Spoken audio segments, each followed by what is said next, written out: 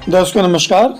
खबर मध्य प्रदेश से, जहां पर शक्तिपुत्र जी महाराज के द्वारा सत्य और धर्म की रक्षा के लिए जब किया गया खुला चैलेंज, उनके द्वारा कहा गया कि सत्य धर्म की रक्षा के लिए एक होना चाहिए मंच, जहां पर होना चाहिए धर्माचार्यों ऋषियों मुनियों का शक्ति परीक्षण। खुला चैलेंज को सुनकर तिलमिलाए कई महात्मा, कई धर्माचार्य और कई गद्दियां लगाने वाले धर्माचार्य, साथ ही कई कथावाचक। उन्हीं में से मध्य प्रदेश के दतिया क्षेत्र में स्थित पंडोखर धाम सरकार के पीठाधीश्वर गुरुशरण महाराज के बिगड़े बोल। आइए जाने उन्होंने 27 अक्टूबर को क्या कुछ कहा। उनके बोलने के बाद शक्तिपुत्र जी महाराज के शिष्यों ने क्रमशः दिया जवाब। आइए सबसे पहले सुने कि 27 अक्टूबर को गुरुशरण महाराज के द्वारा क्या कुछ कहा गया। लेकिन क्या है कि मैं बोल नहीं देता हूं, लिखा हुआ संदेश पत्र है। हमने इसमें एक पॉइंट लिखा है, अभी मैंने पर्चा लोग लिखते हैं। बाबूलाल जी विश्वकर्मा जी, आप सुनिए, इस पर भी ध्यान डालिए। आप बहुत विद्वान व्यक्ति हैं, आप पर्चा बनाने में बहुत महान निपुण हैं। प्रयास करता हूं तुम्हारे पर्चा बनाने का, और आप टीवी और सोशल मीडिया, यूट्यूब और फेसबुक, ट्विटर को झांकते रहना, डाटा डाल के रखना, रिचार्ज करा के रखना, ना मालूम कब तुम्हारे मतलब की बात हो जाए। हमारा अध्यात्म कहता है बदनाम हो रहा है अध्यात्म, बदनाम हो रहा है अध्यात्म, बदनाम हो रहा है अध्यात्म। शक्तिपुत्र जी महाराज, आप भी अध्यात्म पुरुष हो। मैं तो अध्यात्म गुरु हूं और गुरु के साथ साथ मार्गदर्शक हूं, और मैं भगवान नहीं हूं, मैं संत भी नहीं हूं।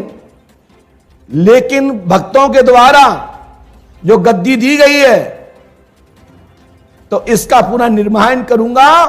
पंडोकर धाम की पीठ की ओर से यहां का प्रतिनिधित्व कर रहा हूं। हमारे चेले जवाब नहीं देते, यहां मैं स्वयं देता हूं, सक्षम हूं। अध्यात्म भारत की आत्मा है, और साधु संत मुनि ऋषि जन जन तक अध्यात्म का अलग जगाने का माध्यम, और वही वजह है कि लोगों को साधु संतों के प्रति अगाध श्रद्धा है और विश्वास है। बदलते समय के अनुसार साधु संतों के भेष में छदम वेशधारी ढोंगी लोगों की श्रद्धा और विश्वास का अनुचित लाभ उठाने का प्रयास कर रहे हैं। हालात इतने विषम हो चुके हैं कि खूंखार अपराधी तथा चरित्रहीन लोग साधु वेशधारी बन लोगों को ठगने में लगे हैं। बाबूलाल विश्वकर्मा जी, यह पॉइंट आपके गुरु के लिए है।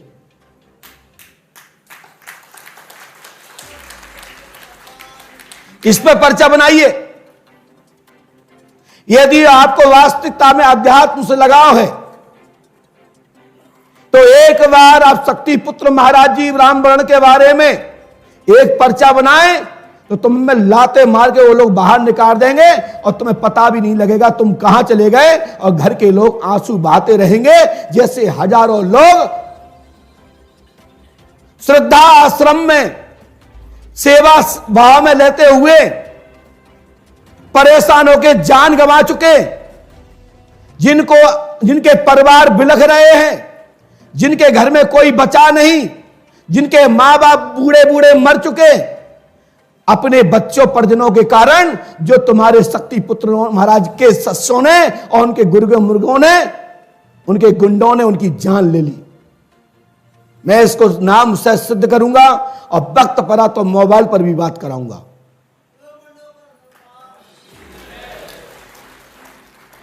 और इसके लिए मैं आपसे पुनः कहना चाहता हूं, बाबूलाल विश्वकर्मा जी, आप पर्चा बनाने का शौक रखते हैं, तो एक बार शक्तिपुत्र रामवर्ण के बारे में पर्चा बना के देखो, तुम्हारी मम्मा अम्मा याद आ जाएंगी आपको।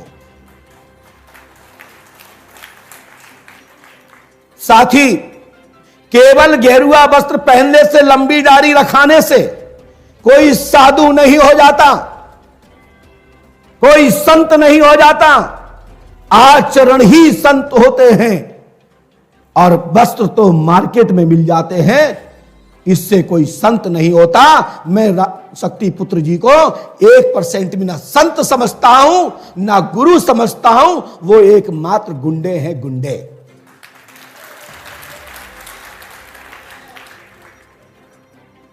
क्योंकि उनने घोषणा की है कि कोई मेरा निमंत्रण स्वीकार करे, मैं निमंत्रण तुम्हारे संपूर्ण प्रकार स्वीकार करता हूं।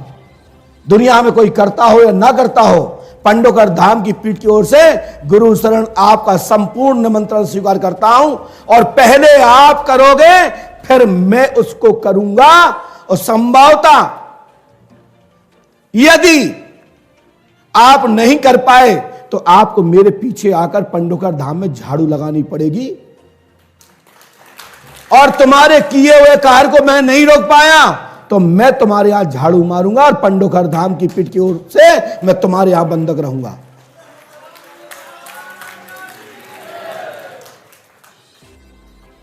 नींद तो उस दिन से आ ही नहीं रही महाराज जी को। और मैं आज सबसे कहना चाहता हूं, जितने वक्त यहां सुन रहे हैं, जहां तक मेरी आवाज सुन रहे हैं, ये नंबर 1 का ऐसा छटा हुआ गुंडा है। ये राम रहीम और रामपाल को, आसाराम बापू को कोसता है, उससे बेहतर खराब है। धर्म का व्यापार, पाखंड जो गुरु शरण जी के द्वारा फैलाया जा रहा है, उसका हम लोग विरोध करते हैं। वीर बजरंग बली जी तो हमारे आराध्य हैं, शक्ति के देवता हैं, उनको हम वंदन करते हैं। यह पूरा संगठन वंदन करता है और हम तो रोज गुणगान करते हैं उनका। के हरि वाहन सोह भवानी, लंगुर वीर चलत अगवानी, वो माँ की सहायक शक्तियां हैं। उनको हम श्रद्धा से नमन करते हैं। सभी तीर्थ क्षेत्रों का सम्मान करते हैं। भगवती मानव कल्याण संगठन कभी धर्म की अवहेलना नहीं करता, पाखंड की अवहेलना करता है। यह समस्त देशवासियों से विशेष निवेदन है, किसी की बातों में ना आए, गलत प्रचार प्रसार में ना फंसें। भगवती मानव कल्याण संगठन सत्य धर्म का रक्षक है। ये हमारा मूल कोटेशन है, ये मूल स्लोगन है।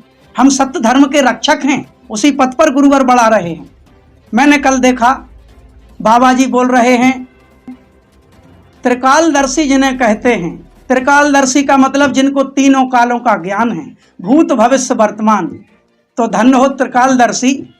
कागज पे लिखा हुआ पढ़ रहे हो आप और उसको भी अटक अटक के पढ़ रहे हो। मुझे बड़ी हंसी आई, उसको भी सही ढंग से नहीं पढ़ पा रहे हो, अटक अटक के पढ़ रहे हो। ये त्रिकालदर्शी। दूसरी बात, मूल चीज जो इन्होंने कही, साक्ष्य जुटाएंगे। काहे के साक्ष्य भैया? कौन से साक्ष्य? बोले रोज 15 मिनट देंगे। मैंने कहा 15 मिनट नहीं, तुम 20-25 मिनट दो, इससे शायद तुम्हारा कल्याण हो जाएगा। कम से कम मेरे गुरुवर का नाम तो लोगे बार बार आप, उससे भी आपको लाभ हो जाएगा, क्योंकि वह एक युग चेतना पुरुष हैं। एक बार भी जो उनका नाम लेता है उसे कृपा निश्चित रूप से मिलती है। क्या साक्ष्य जुटाओगे? ये साक्ष्य, ये झूठे पत्र, कभी की कटिंग वर्षों पहले की, जिनका ना कोई पत्र पत्रिकाओं का रजिस्ट्रेशन है, निराधार हैं, ये कोई साक्ष्य नहीं। तुम झूठे और तुम्हारे साक्ष्य झूठे, और अभी तुम और जुटाओगे साक्ष्य। इनसे कोई फर्क पड़ने वाला नहीं, ना पूरे देशवासियों पर और ना भगवती मानव कल्याण संगठन पर। क्योंकि देशवासी जानते हैं कि सदगुरुदेव श्री शक्ति पुत्र जी महाराज युग चेतना पुरुष हैं, जिन्होंने अपने तपबल से प्रकृति सत्ता जगत जननी जगदम्बा के साकार दर्शन प्राप्त किए हैं, जिन्होंने करोड़ों करोड़ों लोगों को धर्म के पथ पर चलाया है। उन देशवासियों पर और उस भगवती मानव कल्याण संगठन पर तुम्हारे इन झूठे साक्ष्यों का कोई फर्क नहीं पड़ने वाला। इन साक्ष्यों के बारे में तो मैं इतना ही कहूंगा, और जुटा लो। झूठा ही लेना, झूठा ही देना, झूठा ही भोजन, झूठ चबेना। तुम्हारे साक्ष्य झूठे और तुम झूठे। दूसरी बात कही आपने कि गुरुदेव जी कैमरे के सामने आ जाएं, मैं प्रतियोगिता स्वीकार करता हूं। अरे अभी तुमने चुनौती को समझा ही नहीं, तुम क्या स्वीकार करते हो? क्या समझा तुमने चुनौती को? गुरुवर ने धर्म की रक्षा के लिए, इस देश की रक्षा के लिए, और वर्तमान में किस पथ पर चलकर समाज का कल्याण होगा। अनेकों संप्रदाय हैं, अनेकों धर्म गुरु हैं, हम सबका सम्मान करते हैं, लेकिन वर्तमान में समाज को किस मार्ग की आवश्यकता है, वो मार्ग गुरुवर ने बताया है। और उस मार्ग में, कल्याण के मार्ग में जो चीजें बाधक बन रही हैं, झाड़ फूंक, उल्टे सीधे कार्य, उस पाखंड को गुरुदेव जी ने चैलेंज किया है। तुमने अभी चुनौती को ढंग से समझा नहीं, तुम्हारा नाम लिया, तुम उस दायरे में आए, इसलिए तुम तिलमिला रहे हो। कह रहे हो गुरुदेव जी से कि कैमरे के सामने आ जाओ, प्रतियोगिता हो जाए, और अगर गुरुदेव जी जीत गए तो मैं आश्रम में झाड़ू लगाऊंगा। पंडोखर जी, इतनी जगह पे एक पन्नी भी पड़ी नहीं मिलेगी, वहां आपको सफाई करने का सौभाग्य नहीं मिल पाएगा, वही संस्कारों से मिलता है। रही बात तुम झाड़ू लगाने की कह रहे हो, तो भगवती मानव कल्याण संगठन जरूर जहां जहां पाखंड का कचरा फैला है, जहां जहां आडंबर का कचरा फैला है, ये भगवती मानव कल्याण संगठन श्री शक्ति पुत्र जी महाराज के आदेश निर्देश में हर पाखंड रूपी कचड़े को झाड़ने के लिए अवश्य झाड़ू लगाएगा। हमारा काम ही झाड़ू लगाने का है जहां आडंबर का कचरा फैला है। दूसरी चीज, आपने कहा बाबूलाल जी अगर तुम्हारी औकात है तो शक्ति पुत्र जी महाराज का पर्चा बना के देखो। अरे बाबा जी, तुम्हारी इस बात से मुझे इतनी हंसी आई। अभी तक मैं सोच रहा था, सभी देशवासियों से निवेदन करूंगा, आप भी सुने ये बात। कल तक मैं सोच रहा था कि भारत देश में एक पप्पू है। पप्पू समझ गए होंगे मैं किनको कह रहा हूं। मैं समझ रहा था कल तक कि भारत देश में एक पप्पू है, लेकिन जब इनका पर्चा कल मैंने वीडियो देखा तो मैं समझता हूं एक पप्पू नहीं है, भारत में दो पप्पू हैं। ये दूसरे पप्पू हैं। अर्जुन की तरह 100 कौरव मिलकर के तुम लोग बनाओ एक चिता, या तो तुम चढ़ोगे हम चढ़ेंगे, सिद्ध करके दिखा दो तुम और तुम्हारे चेहरे और तुम्हारी मीडिया कि मैं सेवड़ा से विधानसभा लड़ा हूं। तो हां लड़ा था, लड़ा हूं। कोई माइकलाल सिद्ध करके बता पाए तो करके दिखा दे। शक्ति पुत्र महाराज जी, आप ज्यादा माइकलाल करते हो, तुम और तुम्हारे चेहरा सिद्ध करके दिखा दे। मैं लड़ा था लेकिन सिद्ध करके दिखा दो।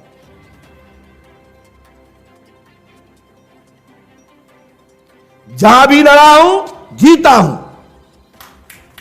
जहां भी लड़ा हूं हाथ में कलम रही है। 5 साल राज्य किया है, लेकिन मैं ऐसा कोई भी चुनाव नहीं लड़ा जिसमें मैं हारा हो। तो बता दो, तुमको जो चाहोगे वो दे दूंगा। ना तुम सिर कटा पाओगे, ना दाढ़ी कटा पाओगे, ना तुम कहीं जा पाओगे। जो तुम कहोगे मैं दूंगा। मैं गारंटी देता हूं, तुम्हारी औकात नहीं कि तुम दे के दिखा दो। और यदि सिद्ध करके दिखा दो, मैं तैयार हूं। नहीं कर पाओ तो खुद ही निपट जाओ। लेकिन मैं फिर भी कहना चाहता हूं, केवल घेरुआ वस्त्र पहनने, दाढ़ी बढ़ाने मात्र से कोई साधु संत नहीं हो जाता।